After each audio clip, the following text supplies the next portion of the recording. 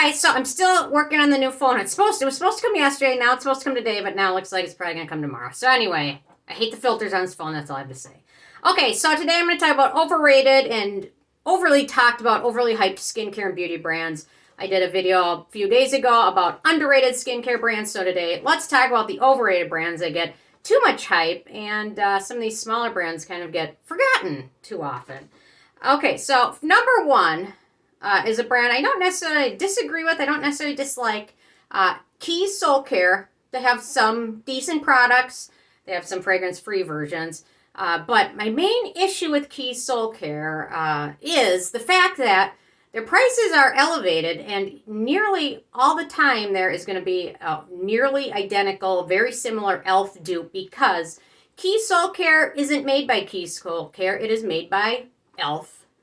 Eyes, Lips, Face Cosmetics, which is a decent brand. They have some nice options, very affordable. Then Keys Soul Care typically has products very similar to e.l.f., but they're always going to be a lot more expensive because you got to pay the name, right? So their Transformation Cream fragrance-free is nearly identical to the e.l.f. Holy Hydration fragrance-free cream that they recently released a fragrance-free version at the same time Keys Soul Care did. So generally, a lot of the Keys Soul Care products are going to have average, a little bit pricier, expensive products. A lot of them contain fragrance. And a lot of the time you can find a nearly identical e.l.f. product for at least half the price, if not less. So, kind of overrated. They're getting talked about a lot, but they do have some good stuff. I mean, whatever. If you want to spend a little bit more for something that's similar, there's nothing wrong with that. Doesn't affect me. Okay, next up, overrated brand. Youth to the People. Man, they got big fast, and I kind of got the hype when they started out. They're environmentally friendly. They're a clean brand. They're an indie brand. But now that they've been sold to L'Oreal, they've kind of just released some stale products, expensive products. And from my experience, their products typically have a very, very short shelf life. I don't know if they ran out of ideas, but I mean, they released like 2 similar masks within a few months of each other. I think both these masks, I can't even think about the price tag. I don't want to just think about it because from my experience, Youth to People products always have gone bad before I've gotten to finish any of them. So anyway, and they're expensive. So next up is Caudalie from France. Aside from some countries, it's actually a really expensive brand. In the U.S., probably not in France. I guess they're sold in drugstores and things like that. But people in the U.S. spend a lot of money for the Caudalie products that they get.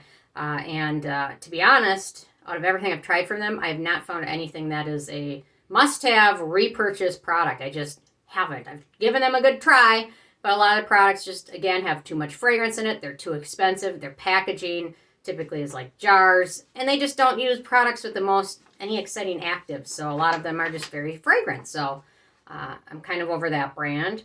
Another brand I kind of getting tired of is Dr. Brandt Skincare. You know what I'm annoyed of this brand is, if you look at Sephora, they're like a microdermal polish abrasion cream. That is like one of the bigger sellers. It's like $60-$70 at Sephora, but it's almost always one of the ones in like beauty boxes and like mystery packs. And like it's one of the ones always on sale at Ulta when they do their 21 Days of Beauty. And they're also one always featured on these sale sites. So I don't necessarily think I would ever pay full price for any Dr. Brandt skincare product because they're just always on clearance or sale or TJ Maxx or whatever. So I don't know. Otherwise, their products are just expensive, and a lot of them have just a lot of fragrance. And another brand I just haven't been blown away with. Another one, next up, Elginist. Their big claim with their brand and their marketing is their patented L-guaronic acid, which is something they invented. It's a form of algae. From all the published research I've read about it, there's no conclusion it's good for skin. There's no conclusion it's bad for skin. So, but to market it and sell a serum for $120 because of your big L-guaronic acid is kind of disingenuous in my opinion. I think their best-selling product is probably their eye cream.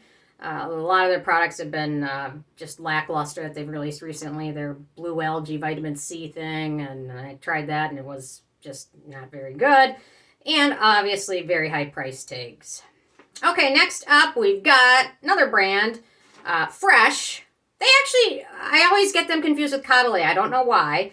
I guess their packaging is kind of similar. Their Fresh thing is, it's another just expensive brand that contains unexciting products, mostly very full of fragrance. They have some decent lip balms and products, but they also have some super irritating lip products. One that I thought was causing my lips to get really dry and irritated. So some of their lip balms are great. Some of them just not very good. So, okay, next up is another expensive brand, Tatra Harper. Another brand that has some of the most ungodly priced skincare products that, again, are full of potential issues for those who use them, especially when it comes to fragrance and little use of preservatives. They have yet to have one real product that has really impressed me. Even when they came out with their fragrance-free line, it wasn't really that fragrance-free. So keep that one in mind. And a lot of their products, I mean, my budget doesn't allow me to try a lot of their stuff since a lot of their newer stuff is like $300 and up. Their Water Lock Moisturizer is probably the least offensive product I've used for them, but again, it's not what I'm excited to use just because of the price tag, the fragrance in it, and the lack of just real good, awesome ingredients for your skin.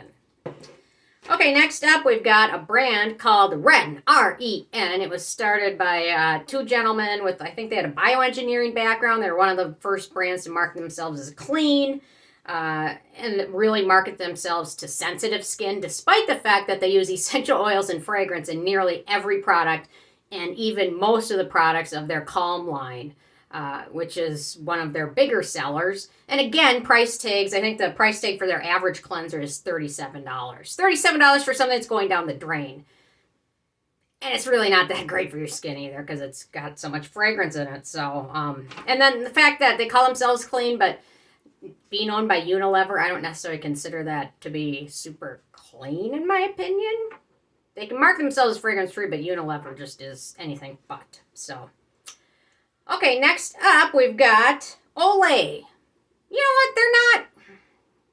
They aren't at Sephora. They're at drugstores, so they're considered like a drugstore brand, but their average moisturizer is $40, which is going to be probably around, if not more than a lot of products at Sephora even. Many of their products are so average. They came out with a few new serums. One is salicylic acid serum. There is no mention of the percentage of salicylic acid anywhere in the marketing for this. I don't know if they ever announced it. I know salicylic acid is the fourth ingredient, but you know what? When you're using actives, I want to know the percentage, which makes me think the amount of salicylic acid in here is very small, probably like 0.2, 0.3%. So not going to be much compared to products with 2 and 4% to really treat your acne and things like that. So, and then a lot of their products are just so full of fragrance. They're expensive. And then last but not least, I have my runners up, and I want to thank Elias the other day, left a really good comment with all the brands that they thought were overrated with the whole list. And I'm like, yep, you know what? I got a lot of those on my list too. Runners up, we've got Herbivore. I couldn't make a list without them. First Aid Beauty. They're a thing of the past, in my opinion. La Mer, oh my goodness, La Mer.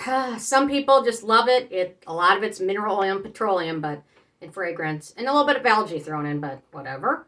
Works, I guess it works.